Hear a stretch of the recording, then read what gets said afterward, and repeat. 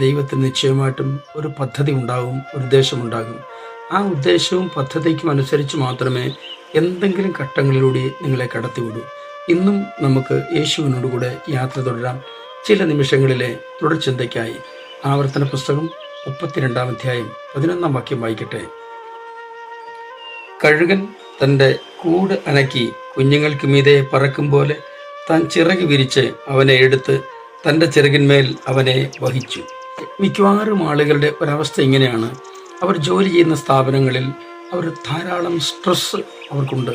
ജോലിയുടെ പ്രയാസങ്ങൾ, മേലുദ്യോഗസ്ഥന്മാരുടെ മുമ്പിൽ കേൾക്കേണ്ടി വരുന്ന വഴക്കുകൾ, ജോലി തീർക്കാൻ കഴിയാത്ത നിലകളുള്ള ജോലി ഭാരം, എത്രയെല്ലാം കൂടുണ്ടാക്കുന്നത് ഉയർന്ന മരങ്ങളിലാണ്.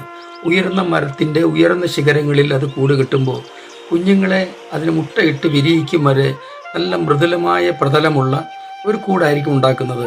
അടിവശത്ത് ചുള്ളിക്കമ്പുകളും എന്തെങ്കിലും മൃദുലമല്ലാത്ത വസ്തുക്കളും കൊണ്ട് നിരത്തിയിട്ട് അതിന് മുകളിൽ മൃദുലമായ അതിൻ്റെ തൂവൽ ഉൾപ്പെടെയുള്ള മൃദുലമായ വസ്തുക്കൾ നിരത്തിയാണ് കൂടുണ്ടാക്കുന്നത്. എന്നാൽ ഈ മുട്ട വിരിഞ്ഞു കഴിഞ്ഞ് ഈ കഴുകൻ ദൂരെ പോയി തിരികെ വന്ന് ഈ കുഞ്ഞുങ്ങളുടെ വായിൽ ആഹാരം തീറ്റി കൊടുക്കും. ദിവസം കഴിയുമ്പോൾ ഈ തള്ളക്കഴുകന് ബോധ്യപ്പെടും, ഇനി ഇതിനെ ഇങ്ങനെ ഇരുത്തിയാൽ പോരാ, ഇതിനെ പറക്ക പഠിപ്പിക്കണം. പറക്ക പഠിപ്പിക്കുകയും സ്വയം തീറ്റ അന്വേഷിക്കുകയും ചെയ്യണമല്ലോ. അതിനുവേണ്ടി എന്ത് ചെയ്യുമെന്നറിയാമോ? ഈ കൂട് പതുക്കെ അതിൻ്റെ പ്രതലത്തിലുള്ള ആ മൃദുലമായ ഭാഗങ്ങൾ, തൂവലുകളൊക്കെ ഉണ്ട്, അത് എടുത്തു മാറ്റിയിട്ട് പരിപരുക്കൻ ആ ഭാഗങ്ങളിൽ നല്ലോണം തൂവൽ കിളിർക്കാത്ത ഈ കഴുകൻ കുഞ്ഞ് അധിക നേരം ഇരിക്കത്തില്ല, അതിന് വേദന ഉണ്ടാകും. നിങ്ങളും ഇന്ന് ഞാൻ ആദ്യം പറഞ്ഞതുപോലെ നിങ്ങൾ ജോലി ചെയ്യുന്ന സ്ഥാപനങ്ങളിലോ നിങ്ങളുടെ ജീവിതത്തിൻ്റെ ഏത് മേഖലകളിലോ ഈ നിലയിലുള്ള വേദനിക്കുന്ന അനുഭവമാണെങ്കിൽ ഒരു കാര്യം മറക്കണ്ട. ഒന്നുകിൽ ഈ അടുത്ത ദിവസങ്ങളിൽ തന്നെ നിങ്ങൾ ജോലിയിൽ നിന്ന് ദൈവം ഒരു വ്യത്യാസം വരുത്തും.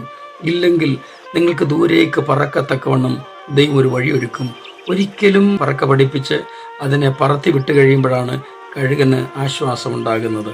കഴുകന് അതിൻ്റെ കുഞ്ഞിനോട് ഇത്രയും പ്രതിബദ്ധതയുണ്ടെങ്കിൽ എൻ്റെ അപ്പനായ ദൈവത്തിന് എന്നോട് എത്രമാത്രം പ്രതിബദ്ധത ഉണ്ടാകും. അങ്ങനെയാണെങ്കിൽ ആ കഴുകനേക്കാൾ ശ്രേഷ്ഠമായ, ആ കഴുകൻ കുഞ്ഞിനേക്കാൾ ശ്രേഷ്ഠമായ അനുഭവത്തിൽ എൻ്റെ അപ്പൻ എന്നെ നടത്തും. എൻ്റെ വാക്കുകൾ ചുരുക്കുന്നു. ഞാൻ നിങ്ങൾക്കൊണ്ട് പ്രാർത്ഥിക്കട്ടെ. സ്വർഗീയ പിതാവേ, എല്ലാ പ്രിയമക്കളെയും അവിടുത്തെ കരങ്ങളിലേക്ക് ഏൽപ്പിച്ച് അനുഗ്രഹിച്ച് പ്രാർത്ഥിക്കുന്നു. ജീവിതത്തിലെ പ്രതിസന്ധികളുടെ മധ്യത്തിൽ അവിടുന്ന് കൂടെ ഇരുന്ന് തക്ക സമയത്ത് വിടുതലയച്ച് മാനിക്കുമാറാകണമെന്ന് പ്രാർത്ഥിക്കുന്നു. യേശു ക്രിസ്തുവിൻ്റെ പൊന്നുനാമത്തിൽ തന്നെ ആമേൻ, ആമേൻ, ആമേൻ. ദൈവം നിങ്ങളെ എല്ലാവരെയും സമൃദ്ധിയായി അനുഗ്രഹിക്കട്ടെ.